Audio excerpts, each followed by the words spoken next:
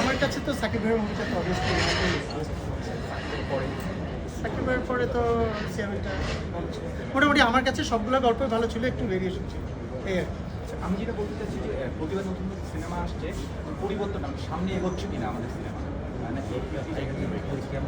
আমাদের সর্বপ্রথম যেটা করতে হবে, আমাদের গভর্নমেন্টকে আমাদের সহযোগিতা করতে হবে, আমাদের হলের পরিবেশগুলো ঠিক করতে হবে, হলগুলো ঠিক করতে হবে, তাহলে আমাদের দর্শকরা হলে যেতে পারবে।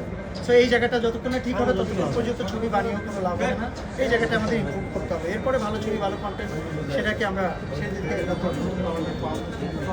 আপনার প্রত্যাশা।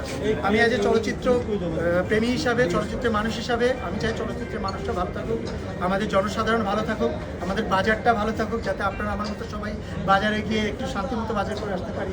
বিষয়টা এরকম আর কি। আমার মেম্বাররা যাতে রেগুলার কাজ করতে পারে, চলচ্চিত্রের জন্য একটা বিগ একটা অ্যারেঞ্জমেন্ট হোক, সুন্দর প্রশস্ত হোক রাস্তা, যাতে ছবির আমাদের প্রযোজকরা যাতে সুন্দর সুন্দর ছবি বানাতে পারে।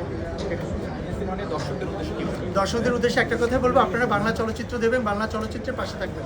বিকজ এই চলচ্চিত্র ইন্ডাস্ট্রি শুধু রক্ষা করার দায়িত্ব আমাদেরই না, আপনাদেরও। আপনারা ছবি দেখলে আমরা আমাদের চলচ্চিত্র ইন্ডাস্ট্রি রক্ষা পাবে। সো আপনাদের কাছে সবসময় আমাদের কৃতজ্ঞ থাকবে, আপনারা সবসময় বাংলা ছবি দেখবেন, এবং আপনারা আজকে যারা আছেন সবাই কাছে অনেক কৃতজ্ঞ যে আজকে আপনারা আসছেন। Thank you so much.